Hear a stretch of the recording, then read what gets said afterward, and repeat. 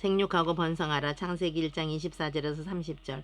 하나님이 이르시되 땅은 생물을 그 종류대로 내되 가축과 기는 것과 땅의 짐승을 종류대로 내라 하시니 그대로 되니라. 하나님이 이 땅의 짐승을 그 종류대로 가축을 그 종류대로 땅에 기는 모든 것을 그 종류대로 만드시니 하나님이 보시기에 좋았더라. 하나님이 이르시되 우리의 형상을 따라 우리의 모양대로 우리가 사람을 만들고 그들로 바다의 물고기와 하늘의 새와 가축과 온 땅에 기는 그 모든 것을 다스리게 하자 하시고 하나님이 자기 형상 곧 하나님의 형상대로 사람을 창조하시되 남자와 여자를 창조하시고 하나님이 그들에게 복을 주시며 하나님이 그들에게 이르시되 생육하고 번성하여 땅에 충만하라. 땅을 정복하라. 바다의 물고기와 하늘의 새와 땅에 움직이는 모든 생물을 다스리라 하시니라. 하나님이 이르시되 내가 온 지면에 씨 맺는 모든 채소와 씨 가진 열매 맺는 모든 나무를 너희에게 주노니 너희의 먹을거리가 되리라. 또 땅의 모든 짐승과 하늘의 모든 새와 생명이 있어 땅에 기는 모든 것에는 내가 모든 푸른 풀을 먹을거리로 주노라 하시니 그대로 되니라.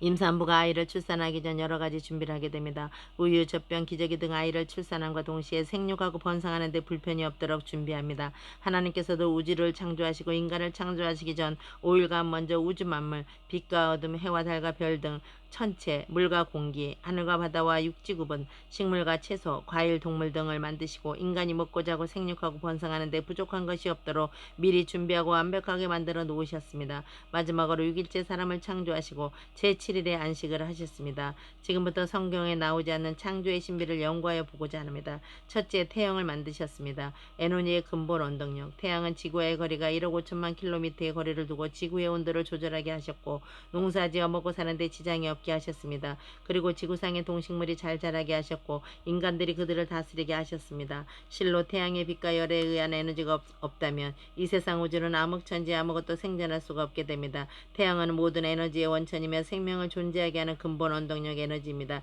태양빛과 열의 에너지로 자라나서 인간이 먹을 수 있는 식물이 약 3천여 가지가 넘는다고 합니다. 바다에는 많은 물고기를 창조하셨고 산불의 소금을 만들어 주셔서 해수 보존을 하셨고 육지에는 씨 맺는 채소와 나무를 심어 주셨습니다. 인간이 잡아먹고 농작물을 채취하여 먹고 사는데 아무 지장이 없게 하셨습니다. 둘째, 달을 띄워주셨습니다. 자전과 공전. 달은 지구와의 거리가 36만 킬로미터 공중에서 한 달에 지구를 한 바퀴 돌면서 지구와 같이 공전을 하고 있습니다. 달은 그의 인력으로 지구의 바닷물을 간조와 만조를 일으켜 바닷물을 요동하게 하고 그 안에서 산소를 공급하여 바다의 물고기들이 숨쉬고 생육 번성하는 데 지장이 없게 하셨습니다. 물이 움직이면 자연히 산소가 발생합니다. 셋째, 나무를 심어주었습니다. 나무는 산소를 우리에게 공급하고 인간이 배출한 탄산가스를 들여 마신다고 합니다. 나무는 많은 열매를 맺어 인간이 따먹게 합니다. 모든 동물도 나무가 제공하는 산소를 마셔야 되고 산소가 없으면 숨도 못 쉬고 피도 못 돕니다. 산소가 있어야 피도 잘 돌게 되어 있습니다. 넷째, 바람을 주셨습니다. 공기의 이동을 바람이라고 합니다. 고기압에서 저기압으로 이동하는 바람은 여러 가지 일을 하는데 바다에는 파도가 치게 하여 바다 위에 떠있는 오물을 청소하게 합니다. 그리고 파도가 치면 산소가 생겨서 물고기들이 숨쉬는데 부족함이 없게 하십니다. 바람은 모든 나무를 흔들어 운동을 시켜 건강한 나무가 되어 많은 열매를 맺게 하고 추운 겨울에는 나무가 얼어 죽지 않게 계속 흔들어 깨우는 일을 합니다. 바람은 비구름을 이동시켜 온 천하에 고루고루 비를 공급하여 농작물은 물론 산에 부는 바람은 모든 나무를 흔들어 운동을 시켜 건강한 나무가 되고 많은 열매를 맺게 하고 추운 겨울에는 나무가 얼어 죽지 않게 계속 흔들어 깨우는 일을 합니다. 다섯째, 번개를 만들어 주셨습니다. 바람을 통하여 비구름을 이동하면서 구름과 구름이 충돌할 때 번개가 생기는데 한 번 번개 발생 시 200만 톤의 양질의 비료가 생산되어 온천하에 펼쳐져서 농작물과 산의 나무를 키워주시는 사실을 아시기 바랍니다. 이 사실은 미국의 과학자들이 연구한 결과로서 2000년 미국 과학 잡지에 발표된 사실입니다. 여섯째, 물을 주셨습니다. 우리 몸의 70%가 물이고 30%가 흙으로 이루어졌습니다. 물이 없으면 살 수가 없습니다. 그리고 농작물은 물론 산의 나무가 살 수 없습니다.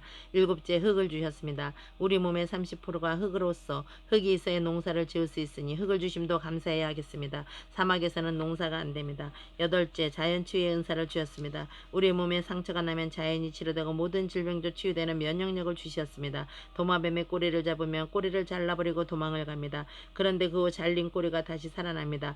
바다에는 개는 다리를 잡으면 가차없이 다리를 떼어내고 도망을 가는 것을 보게 됩니다. 그런데 만물의 영장이라는 인간들이 조금만 살기 힘들고 사업이 망했다고 자살하는 것을 보게 되는데 특히 우리 한국 사람이 세계에서 자살률이 1등을 하고 있습니다. 우리 한국에서는 하루에 40여 명이 자살을 합니다.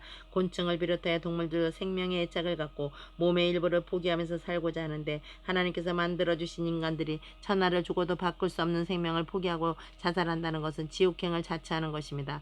사람이 만일 온 천하를 얻고도 제 목숨을 잃으면 무엇이 유익하리요? 사람이 무엇을 주고 제 목숨을 바꾸겠느냐? 마태복음 16장 26절.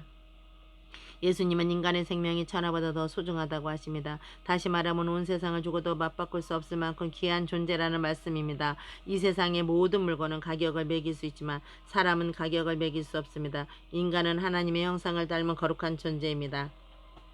따라서 인간의 가치를 묻는다면 그 대답은 인간은 존엄하다입니다. 인간의 생명, 한 영혼의 가치는 천하를 주고도 바꿀 수 없습니다. 우리의 생명의 주인은 내가 아니고 하나님이십니다. 생육하고 번성하라는 하나님의 명령을 위반하였고 자살하면 살인죄에 해당됩니다. 10계명 중 6계명에 살인하지 말라 위반되는 사건입니다. 여러분의 주변에 자살자 한 명도 없게 하시기를 바랍니다. 하나님이 이 세상을 이처럼 사랑하사 독생자를 주셨으니 누구든지 저를 믿기만 하면 영생을 누리리라. 요한복음 3장 16절. 아홉째 예수 그리스도를 보내주셨습니다. 인간들이 죄짓고 지옥 가는 것을 안타깝게 여기시고 구세주 예수님을 보내어 주셨습니다. 천국은 돈 갖고 못 가는 나라입니다. 지식으로도 못 가는 나라입니다. 오직 믿음으로 가는 나라 천국입니다. 여러분은 주변에 죽기를 희망하는 자가 있다면 결단코 막아주어야 합니다. 하나밖에 없는 인생길입니다. 자살하면 주변에 수백 명의 가슴에 못을 박아놓고 지옥으로 가게 되는 것입니다. 여러분은 지옥 가는 저 불쌍한 인생들을 못 가게 막아서 천국으로 보내야 하는 사명을 가지고 이 세상에 오신 사실을 깨달으시기 바랍니다. 필리핀 선교 보고를 잠시 하겠습니다. 수도 마닐라 주변에 넉넉히 먹고 사는 사람들을 집단으로 모아 정착한 곳을 보았습니다. 3평짜리 집을 닭장같이 70동을 지어 살고 있는데 그 삶은 말씀이 아닙니다. 그들은 그래도 행복하다고 하면서 신앙생활을 잘하는 것을 보고 왔습니다. 돈이 행복이 1순위가 못 되는 것을 우리 한국 자살자에서 볼 수가 있습니다. 결론. 인생은 참으로 위대하다. 첫째, 하나님의 형상대로 지음을 받았고 수명을 다하다가 우리의 창조주 하나님 나라에 가서 영생을 누릴 수 있으니 얼마나 위대합니까? 하나님 나라는 눈물도 고통도 근심도 걱정도 없는 나라입니다. 그리고 영원히 살 수 있는 나라입니다. 둘째, 우리는 약 3억 대 1로 태어났습니다. 우리들의 아버지 어머니가 결혼해서 사랑하다가 남자가 일에 사정을 하게 되는데 3에서 4억 마리의 정자가 어머니의 자궁을 향하여 쏟아져서 어머니의 난자에 1착으로 골인하게 되면 나머지는 난자의 문이 닫혀서 난자와 결합하지 못하고 물러가게 됩니다. 이 정자는 혁명경으로 약 2,000배 확대하여 보이는데 꼭 올챙이같이 생겼습니다.